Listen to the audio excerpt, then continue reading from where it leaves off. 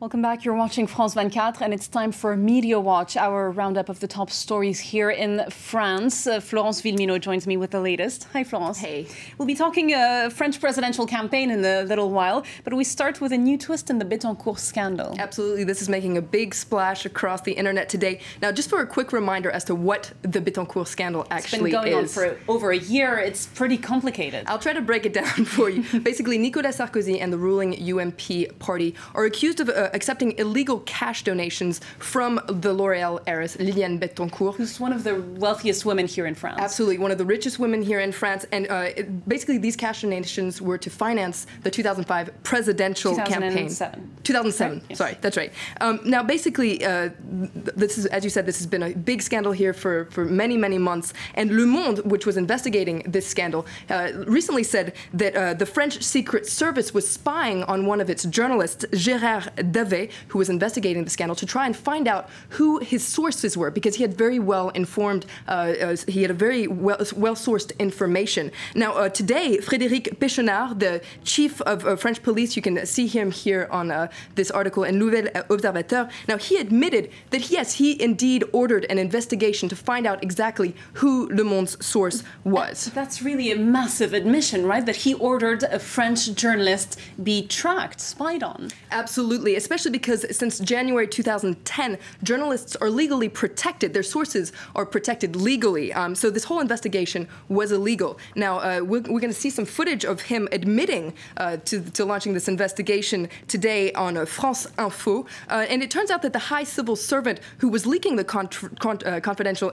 information to the newspaper was David Sénat, who was a magistrate who was working for the Ministry of Justice at the time. Now, there you see him, Frédéric Péchenard, admitting that he launched the investigation. So even though this was an illegal investigation, Péchenard justifies it by saying that David Sénat was leaking confidential information, and so he too was breaking the law, and so that justifies why he launched this investigation. So it's kind of a complex story of who started what, but it's making a big splash in the French news. Now, we're going to take a look at Atlantico, which says that as the chief of police, he wholly bears the responsibility for launching this investigation. But some people are wondering if he's just a scapegoat. In fact, Nouvel Observateur. He really fell on the sword there in that radio show, admitting that he was the one to order it. And he fell hard, as we'll see in just a second. But basically, according to Nouvel Observateur, they say that he's a fuse for the whole Sarkozy system, because by blowing up, he's saving the whole Sarkozy system from blowing up itself.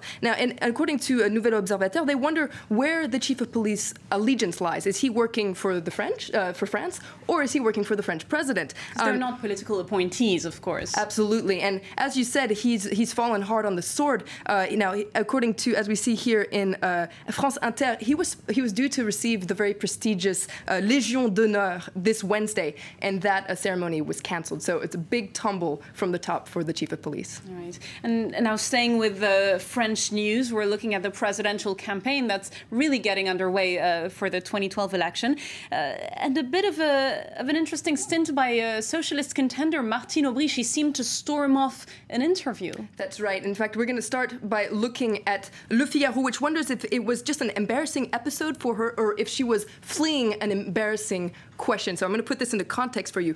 Yesterday, she was a guest on BFM, which is a news channel here in France, and she was speaking from Berlin on the Euro crisis. But of course, the journalists, even though they were asking her about the crisis, they also wanted to ask her on a crisis that's rocking the Socialist Party, since one of its star members, Jean-Noël Guérini, was indicted on corruption charges this week. Now, we're going to see some footage of her answering journalists' questions, and as you'll see, it looks as if at one point she just takes off her little earpiece and kind of storms off the set. Now, according to BFM, she was just trying to skirt an uncomfortable question, but Nouvel Observateur says that things aren't as it seems to be. Basically, Martine Aubry thought that the interview was over. There you see her. She's pulling off her earpiece and walking off. Still speaking, and she walks away. Absolutely. Now, Martine Aubry has come out defending herself, saying that there was a delay in the time sequence, as we often see here on France 24, which explains why she thought that the interview was over. And Nouvel Observateur says that basically this whole thing was a technical problem, and they blame BFM for making such a big deal about it. All right. Usually we see time delays with faraway countries, right? Not so much Berlin. Yeah, it's pretty close. Local communications.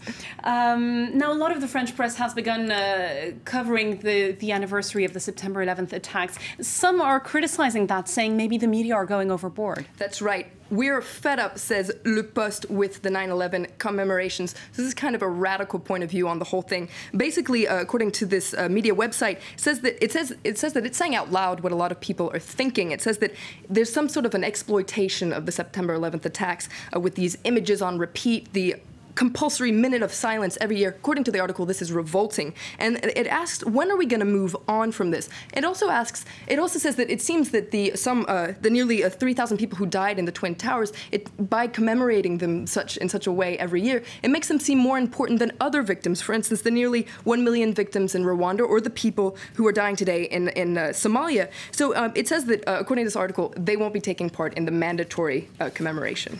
We just have the time for a quick last story. An investigation being launched in France to find out who's behind a chilling Facebook post. Yeah, it's a very, very chilling story indeed. Now, this is an article in Le Parisien. Basically, an event was launched on the social media site Facebook calling for murder. The event was calling on people to slaughter Muslims instead of lambs on the Eid al-Adha holiday, which is on November 6th. Now, this has caused a wave of shock. Really clearly hate speech. Hate speech, absolutely. And the page has been closed down, and there's an investigation underway to find out exactly who is behind it. Now, whoever is will be breaking anti-racist laws, but it remains unclear exactly who is behind the posting. All right, well, thanks very much for that. Florence Villeminot, that was Media Watch France. Thanks for being with us.